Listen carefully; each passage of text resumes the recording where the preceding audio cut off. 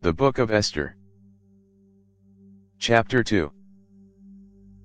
After these things, when the wrath of King Ahasuerus was pacified, he remembered Vashti, and what she had done, and what was decreed against her. Then the king's servants who served him said, "Let beautiful young virgins be sought for the king. Let the king appoint officers in all the provinces of his kingdom, that they may gather together all the beautiful young virgins to the citadel of Susa, to the women's house, to the custody of Hegai the king's eunuch, keeper of the women. Let cosmetics be given them. And let the maiden who pleases the king be queen instead of Vashti." The thing pleased the king, and he did so.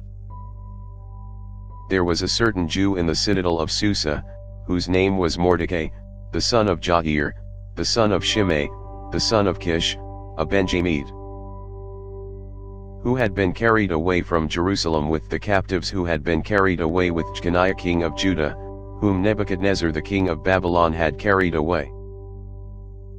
He brought up Hadassah, that is, Esther, his uncle's daughter, for she had neither father nor mother. The maiden was fair and beautiful, and when her father and mother were dead, Mordecai took her for his own daughter. So, when the king's commandment and his decree was heard, and when many maidens were gathered together to the citadel of Susa, to the custody of Hegai, Esther was taken into the king's house, to the custody of Hegai, keeper of the women. The maiden pleased him, and she obtained kindness from him. He quickly gave her cosmetics and her portions of food, and the 7 choice maidens who were to be given her out of the king's house. He moved her and her maidens to the best place in the women's house. Esther had not made known her people nor her relatives, because Mordecai had instructed her that she should not make it known.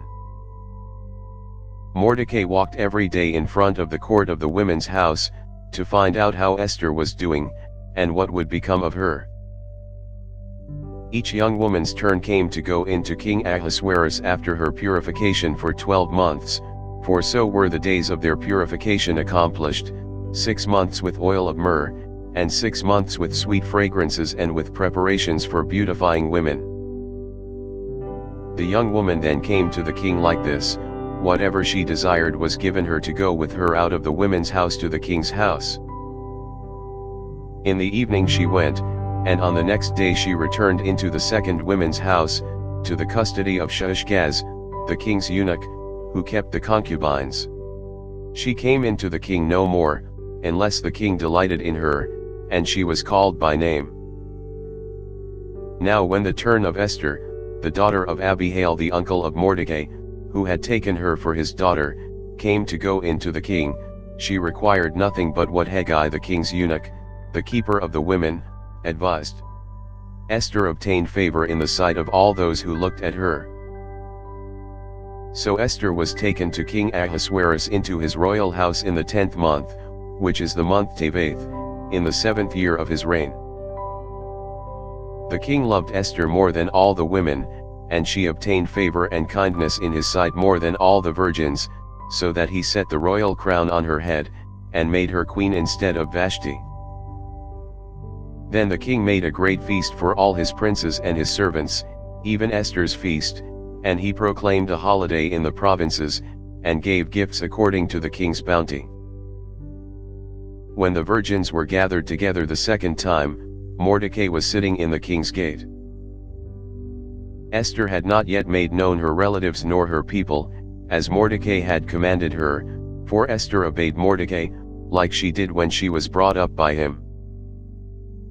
In those days, while Mordecai was sitting in the king's gate, 2 of the king's eunuchs, Bigthan and Teresh, who were doorkeepers, were angry, and sought to lay hands on the king Ahasuerus. This thing became known to Mordecai, who informed Esther the queen, and Esther informed the king in Mordecai's name. When this matter was investigated, and it was found to be so, they were both hanged on a gallows, and it was written in the book of the Chronicles in the king's presence. Thanks for listening. If you liked our video, give us a thumbs up and subscribe, it really helps.